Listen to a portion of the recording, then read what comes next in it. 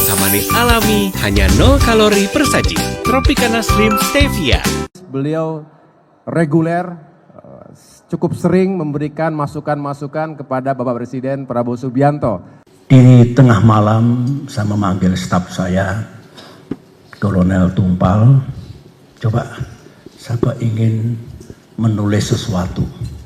Tidak akan saya lepas dalam bentuk tweet, karena saya tahu sebagai seorang yang pernah memimpin negeri ini, saya harus hemat bicara dan berhati-hati dalam bicara. Saya akan memastikan setiap yang saya sampaikan politically correct. Dan itu bagi saya etika. Ya, yang dimaksudkan oleh Pak SBY lebih hemat berbicara, apalagi menyampaikan statement secara publik. Mengapa? Karena beliau sangat menghormati Bapak Presiden Prabowo Subianto.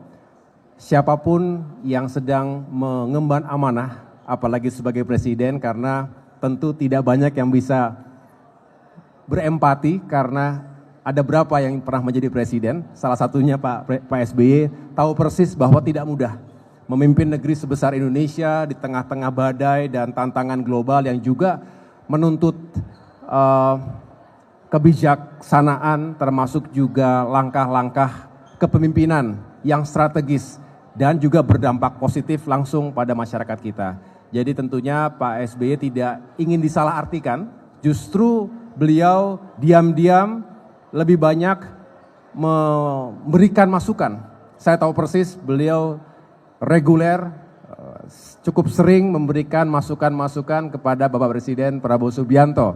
Tentunya ini sebagai bentuk komitmen secara moral yang disampaikan sejak awal, karena beliau ingin bukan hanya berjuang pada saat pemilu, tetapi juga ingin bersama-sama memberikan support lahir batin agar Bapak Presiden Prabowo Subianto sukses, pemerintah ini juga sukses, karena kalau pemerintahnya sukses, maka rakyat yang akan mendapatkan manfaat terbaiknya.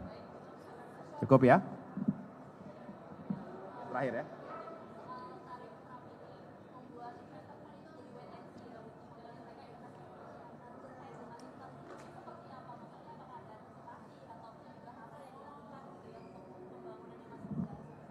Iya, tadi kita juga membahas bahwa berbicara ruang fiskal yang tentu ada batasnya, sedangkan prioritas kita banyak sekali.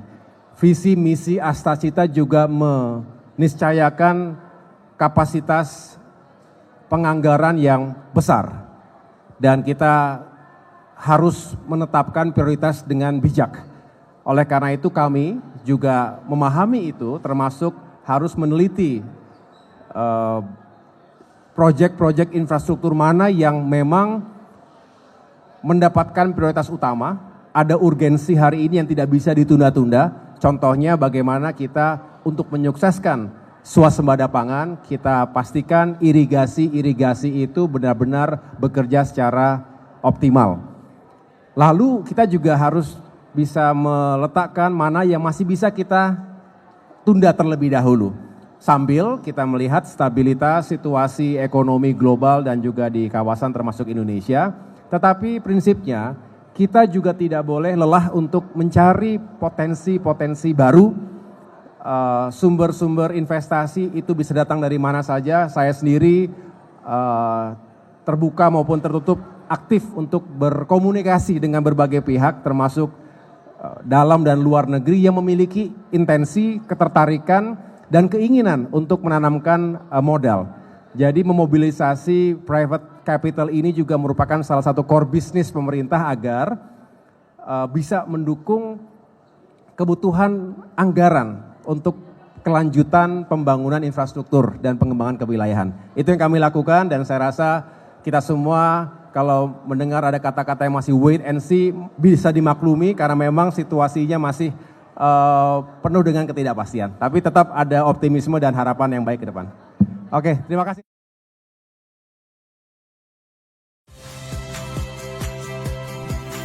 Saya Valeria Bella.